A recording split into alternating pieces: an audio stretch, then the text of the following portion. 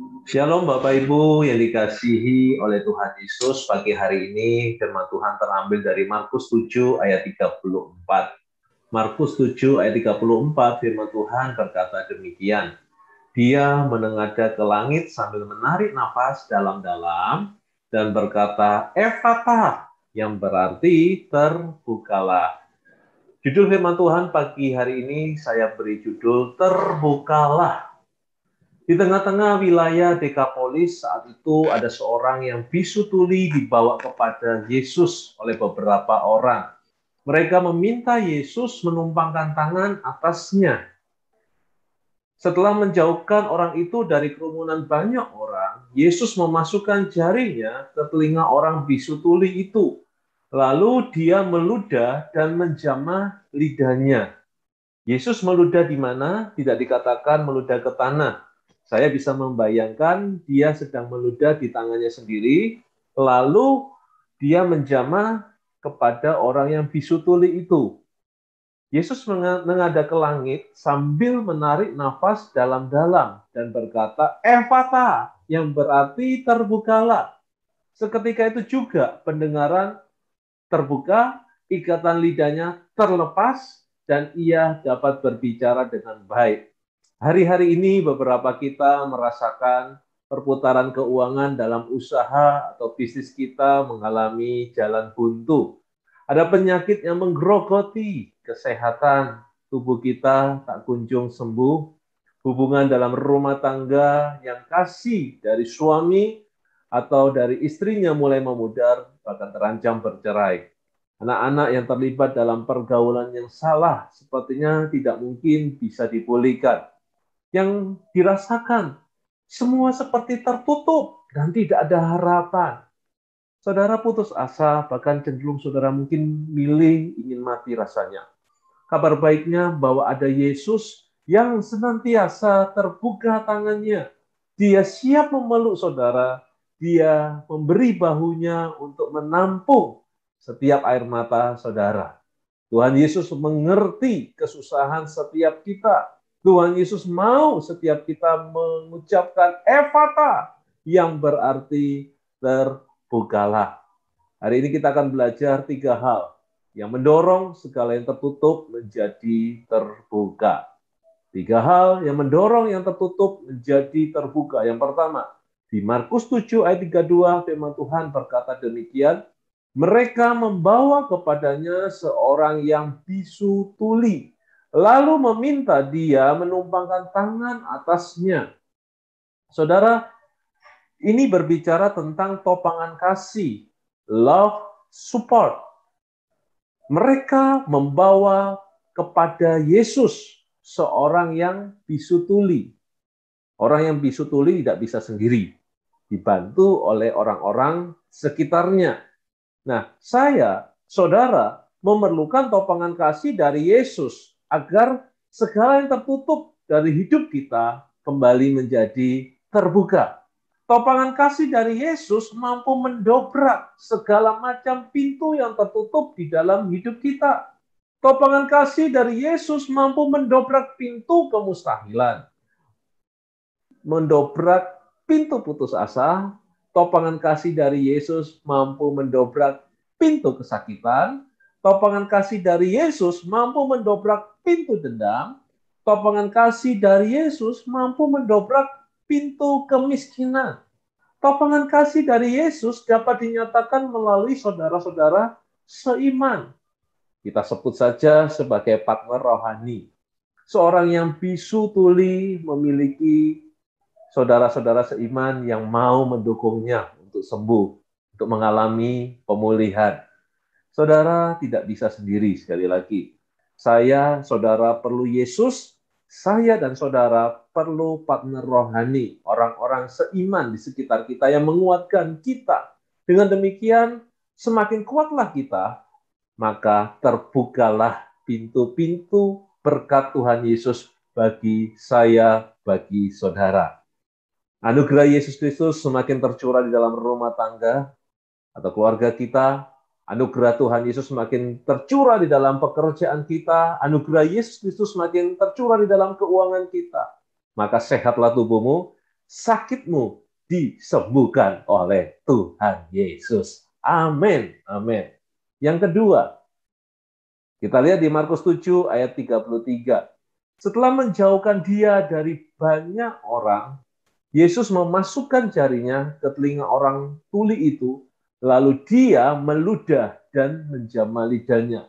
Perhatikan kalimat setelah menjauhkan dia dari orang banyak. Ini berbicara tentang social distancing.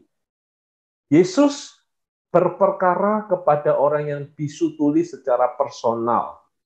Nah, ini menggambarkan apa? Yang kedua, segala yang tertutup menjadi terbuka bila memberi kesempatan Yesus bekerja.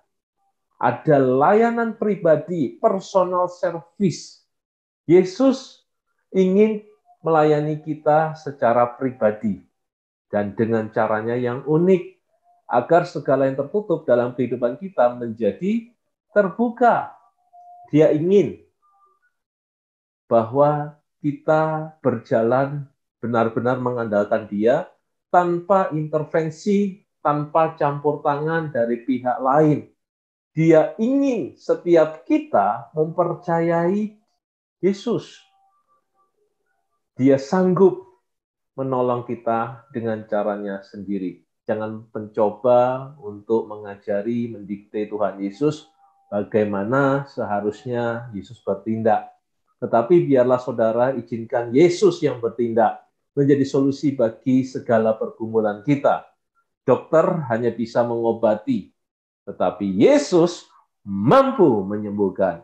Para penemu hanya bisa mencari dan menemukan yang belum pernah ada sebelumnya, sehingga disebut penemuan baru.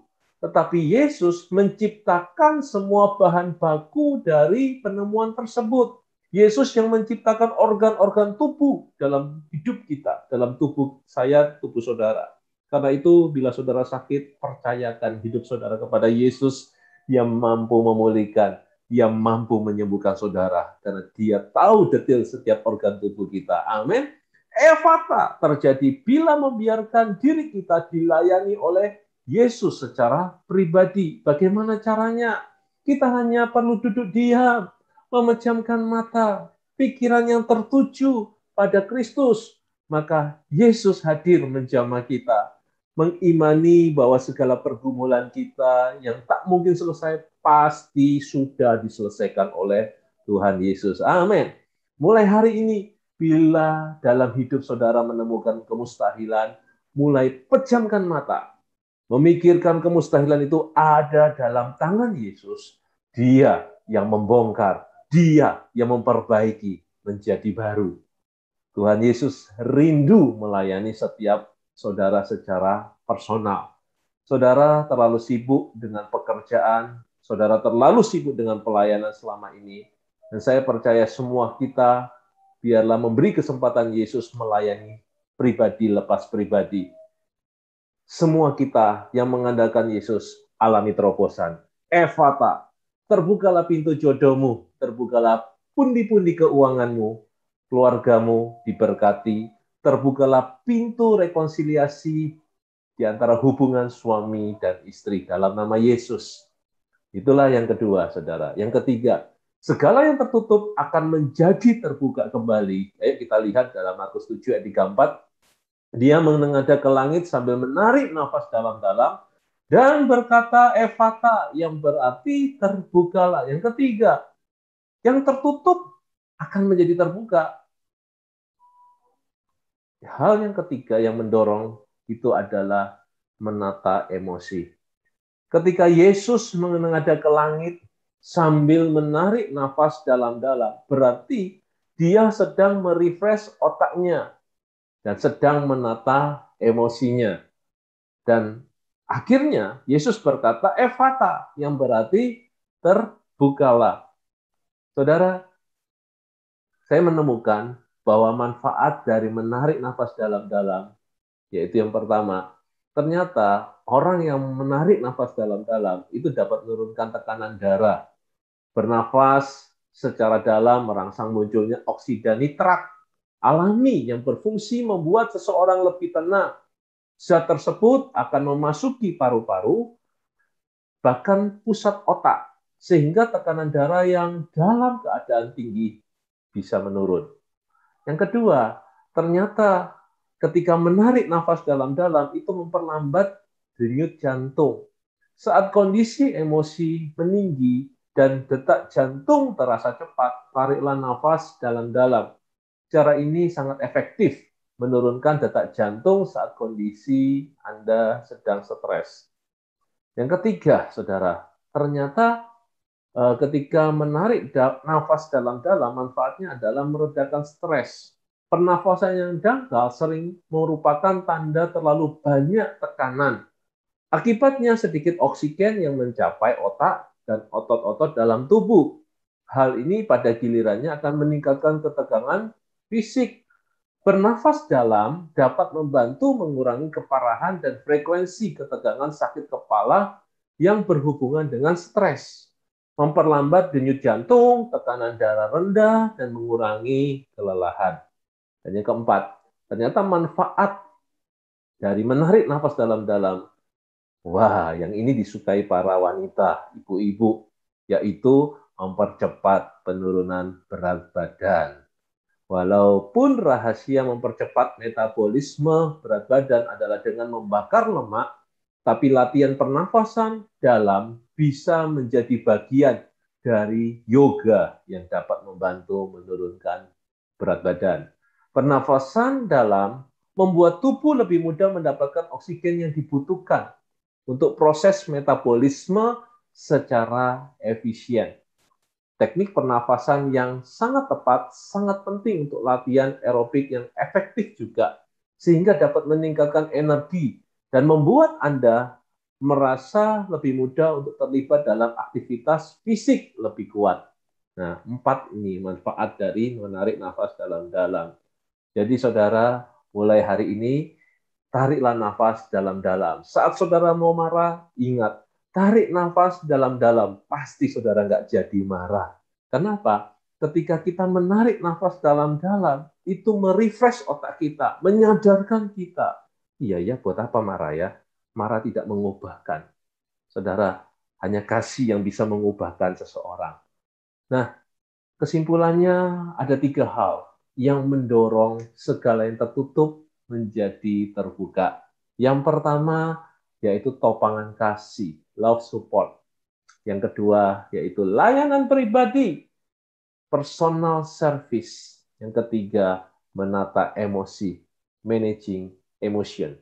Jadi 3 hal ini biarlah kita pegang baik-baik sehingga saya percaya semua yang tertutup dari hidup saudara menjadi terbuka semua. Bukan karena perbuatan kita, tetapi karena perbuatan Yesus bagi saya, bagi setiap saudara. Amin. Tuhan Yesus memberkati setiap saudara. Haleluya.